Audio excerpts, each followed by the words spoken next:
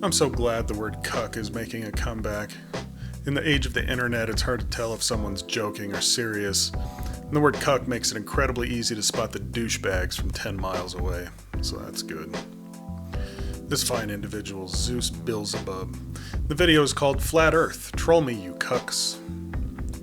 Usually people like this are best left alone, so they just disappear into the septic tank of history, but since he's a flat earther, and he was ever so pleasant, I figure, what the hell. He made 2 or 3 statements in this video that I'll cover and I'll move on, because honestly, I don't want to give his channel whatever little exposure my little channel could muster. So here it goes. They have you believe that when you look up, you're seeing a sky vacuum right next to gas.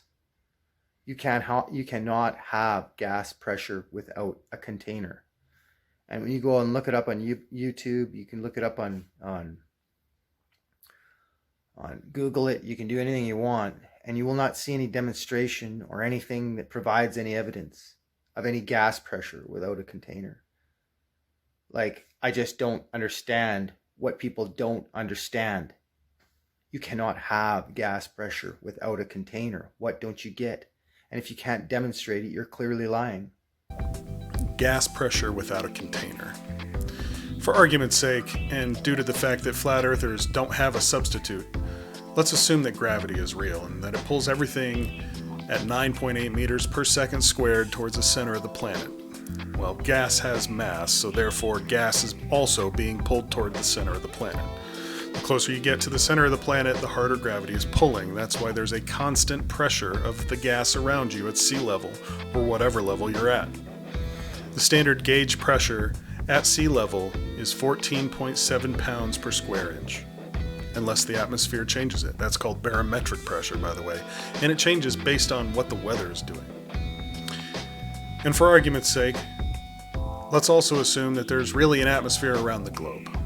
There are several layers of the atmosphere, all with different pressures and temperatures. And if we live in a snow globe, or a container as you eloquently put it, would the temperature change the higher we get? Yeah, it would get hotter the higher you go because heat rises. But it's actually the opposite. It gets colder. Don't believe me? Take a ride in a small private plane and open the window when you get to about 15,000 feet. That wind is pretty chilly.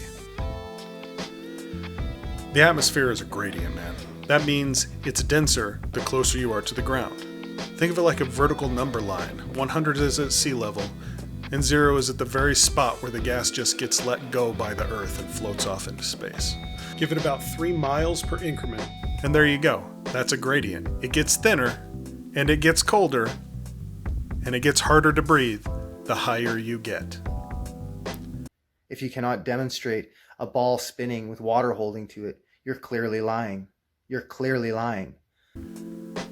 Water can't stick to a spinning basketball, so it can't possibly stick to a planet. The spinning ball with water trick. Let's assume the Earth really is roughly 25,000 miles around. The average depth of the oceans is, about 12,000 feet. 12,000 feet? The Mariana Trench is roughly 30,000 feet deep. 30,000 feet? What's the radius of the Earth? About 4,000 miles? What's that in feet? 21 million feet. The oceans are so shallow by comparison to the diameter of the Earth. If you think it's not possible for something that big to create gravity enough to hold that little of water, I don't know what to tell you. The famous guy, the video of the guy with the ball the size of a basketball spinning at like 300 RPMs, shedding all the water, is one of the most laughable things I've ever seen. Especially when the dropouts use that as evidence that water can't possibly stick to the side of a planet. The planet spins at 1 rotation per day, not 300 per minute. Not to mention that ball doesn't weigh enough to create gravitational pull strong enough to hold the water to it. Once again, flat Earth is a joke. It's not a very funny joke, but it's a joke. Like the bowling ball and the feather in a vacuum. They drop a bowling ball and a feather in a vacuum, and that's supposed to prove gravity.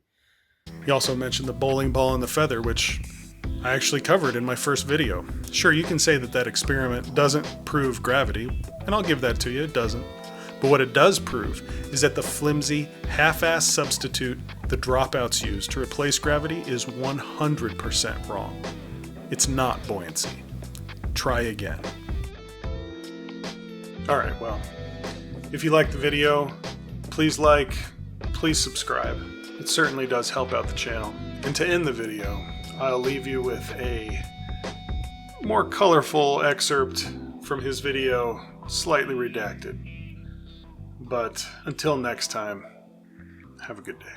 And I don't want it taught to my children. I don't want to be involved in any of it. I want it to go away. Go away. Take your fucking pseudoscience and ram it up your asshole, you fucking sick fucks. You're teaching the world nothing but lies. You're deceivers.